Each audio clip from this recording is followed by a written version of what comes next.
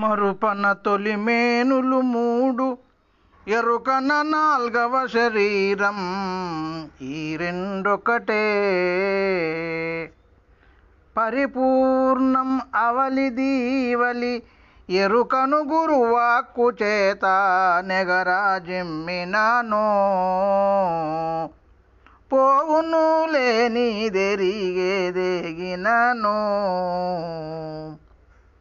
ఎరిగేదే లేకుండు ఏమో ఆవలి జాడ.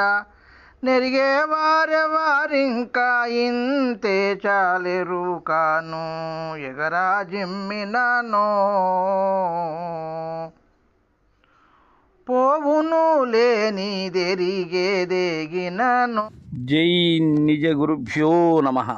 జై అమలాంబ సమేత అనుభవానంద రాజయోగేంద్ర ప్రభుస్వాముల వారి దివ్య జరణార విందములకు ద్వాదశి వందనములు సమర్పించుకొనుచు శ్రీమద్భాగవత కృష్ణప్రభు దేశికేంద్ర వారిచే విరచితమైన శక్తిద్వయ నిరాసకంబకు శుద్ధ నిర్గుణతత్వ కందార్థ దరువులలో మనం గురుమంత్ర ప్రతాపం నందు ఈరోజు 20వ కందార్థాన్ని ముచ్చటించుకుంటూ ఉన్నాం. దీనికి మునుపు కందార్థంలో ప్రతి లేనటువంటి, సాటి లేనటువంటి పరిపూర్ణ బోధ ఏదైతే ఉన్నదో ఆ స్థితిని చెందినటువంటి బోధస్థితి పురుషుడు మరలా ఈ ఎరుకను ఏనాడు కూడా గ్రహించడు, ఎరుక యొక్క విధానంలో ఇంకా చరించడు, అశరీరిగా ఉంటాడు. ఎలా అంటే ఈ భూమి మీద ఎవరు కూడా తను భుజించినటువంటి ఆహారాన్ని మరలా అది కక్కిన తరువాత దానిని స్వీకరించినట్లుగా, యతి సంసారమును విడిచి తిరిగి దానిని పూరనట్లుగా, దానగుణ సంపన్నుడైనటువంటి వాడు తను దానం చేసినటువంటి దానిని మరలా కోరనట్లుగా, సత్యవాది ఏనాడు కూడా సత్యమును వీడనట్లుగా అని శిష్యునకు చక్కగా దృఢం చేసినటువంటి గురుదేవులు ఈ కందార్థంలో, నాయనా శిష్య, మరుపన తొలిమేనులు మూడెరుకన నాలవ శరీరం ఈ రెండొకటే. పరిపూర్ణమవలి దీవలి ఎరుకను గురువాక్కు చేత ఎగరాజిమ్మినాను. పోవును లేనిదెరిగేదేగినాను. శిష్య, లేనిది ఉన్నదానిని ఎరిగి ఏగిన పిమ్మట ఇక లేదు నాయన. ఇప్పుడు గురువాక్కు చేత లేనిది లేనట్లుగా ఉన్నదానిలో ఎగరజిమ్మినట్లయితే ఎలా అంటే నాయన, మరుపు అనగా ఏమిటి? అవిద్య. ఇంకా ఈ శరీరము ఏదైతే ఉన్నదో గుర్తు ఎరిగే శరీరమే మరుపు శిష్య. గుర్తే 4వదైనటువంటి శరీరం శిష్య. అయితే ఇవి రెండు వేరేనా? కాదు. ఈ స్థూల సూక్ష్మ కారణ మహాకారణములనే ఈ 4 తనువులు కూడా మహాకారణమే శిష్య. ఇది గుర్తే నాయన. ఇది శరీరం అంటే ఇక్కడ ఒక విషయాన్ని నీకు చక్కగా దృఢం చేస్తాను నాయన. ఈ మాంసమయమైనటువంటి ఈ దేహాన్ని గురించి కాదు నాయన నేను చెప్పేది.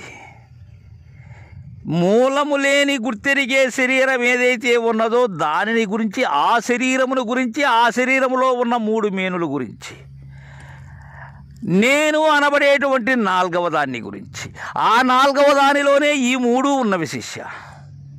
ఈ జాగ్రత్త కానీ, స్వప్నము కానీ, సుషుప్తి కానీ, ఈ 3టిని చెందేటువంటి శరీరం ఏదైతే ఉన్నదో అది మూలము లేని గుర్తెరిగే శరీరం శిష్య. ఈ కనిపించేటువంటి ఈ నీకు ప్రత్యక్షంగా ఉండబడేటువంటి ఈ శరీరం కాదు శిష్య. తనను తాను ఎరగాలని ఎవరైతే అంటూ ఉన్నారో సిద్ధాంతపరులు, ఆ శరీరాన్ని గురించి చెప్తున్నాను ఆయన నేను నీకు. అది మూలము లేని గుర్తెరిగే శరీరం. దానిలో ఉండబడేటువంటి అవస్థలైనటువంటి 3 జాగ్రత్త, స్వప్న, సుషుప్తి, ఈ 3 మేనులు అంటే స్థూల శరీరం, సూక్ష్మ శరీరం, కారణ శరీరం, 24 ఇంద్రియములతో ఉండబడేటువంటి స్థూలం, ఈ మనోబుద్ధి చిత్తహంకారములు ప్రాణోపాన వ్యానోదాన సమానంబులు శ్రోత్ర తక్కు చక్షుజిహ్వ గ్రాణంబులు శబ్దస్పర్శ రూపరసగంధాదులు వాక్కు పాణి పాదము పాయు ఉపస్థలు ఈ 24తో ఉండబడేటువంటి స్థూల శరీరం. తదుపరి 17 ఇంద్రియములతో ఉండబడేటువంటి సూక్ష్మ శరీరం స్వప్నావస్థ. అలానే కారణ శరీరం. ఈ 3 కూడా మరుపుకు సంబంధించినటువంటివి నాయన. ఇక ఎరుక అనబడేటువంటిది ఏది? జ్ఞాత. ఇదే 25వది. దీనిలో నుంచే ఈ నేనే ఈ మేనులు 3గాను ఉన్నది, దీనితో కలిపి 4గాను ఉన్నది శిష్య. ఈ 2 ఒకటే నాయన. అయితే పరిపూర్ణము అవలిది. ఏ అవలది? ఈ 25టిని మీరినటువంటి 26వదైనటువంటి కేవలాత్మ స్వరూపమే పరిపూర్ణం. అదే ఉత్త బట్ట బయలు. ఇక్కడ నీకు బోధించేందుకు దానిని కేవలాత్మగా అంటున్నానే కానీ అది కేవలాత్మగా అనుకున్నట్లయితే అది కూడా ఎరుకే అవుతుంది శిష్య. అందుకే పెద్దలన్నారు పంచావస్థలు కానీ పంచతరువులు కానీ ఎరుకే అని. ఎప్పుడైతే నీకు తోపింపబడుతూ ఉన్నదో అప్పటి వరకు ఎరుకే శిష్య. పరిపూర్ణము అవలిది. ఈవలి ఎరుకను గురువాక్కు చేత ఎగరజిమ్మినను. ఈవలి ఎరుక ఎందుకు ఈవలి ఎరుక? ఇది పరిపూర్ణములో లేకనే తోపింపబడినటువంటిది ఈ ఎరుక. ఇది ఎలా పోతుంది? గురువాక్కు చేతనే పోతుంది. ఇది ఎగరజిమ్మినను పోవును. లేని జరిగే దేగినను. లేనిది ఏది? ఎరిగేటువంటిది లేనిది. అది ఏగినను అది పోయిన పిమ్మట ఎరిగేదే లేకుండు. ఇక ఎరిగేది ఎక్కడున్నది? ఇక ఎరిగేదే లేదు శిష్య. ఎప్పుడు లేదు? తాను దేనినైతే ఎరిగినదో ఎరిగినటువంటి పరిపూర్ణములో ఇది మృషయ్యి దీని యొక్క జాడ అక్కడ లేదు నాయన. ఇక ఇది దూరేందుకు సందు లేదు. ఇది మొదలు వచ్చినది లేకనే, తుదకు అరిగేటువంటిది కూడా ఏమీ లేకనే శిష్య. ఏమో ఆవలి జాడ నెరిగే వారెవరు. ఇంకా తదుపరి ఉండబడేటువంటి జాడను ఎరిగేందుకు అక్కడ గురువు లేడు, శిష్యుడు లేడు నాయన. నీవు నేను ఇరువురము లేవు. ఇంతే చాలు ఎరుకను ఎగరాజిమ్మినను. ఇంతే చాలు శిష్య. ఇది నాయన గురుబోధ. ఇది గురువాక్యం.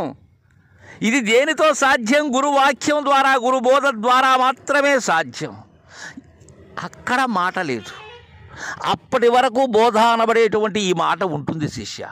తదుపరి మాత్రము బోధ లేదు. ఇంతే చాలు. ఎరుకను ఎగరజిమ్మినను పోవును లేని ఎరిగేదేగినను. ఇక ఎరిగేటువంటిది ఇక అక్కడ లేదు గాక లేదు అని మనకు కృష్ణప్రభు దేశికేంద్రుల వారు చక్కగా 180వ కందార్థం ద్వారా మనకు తెలియజేశారు. జై గురుదేవా.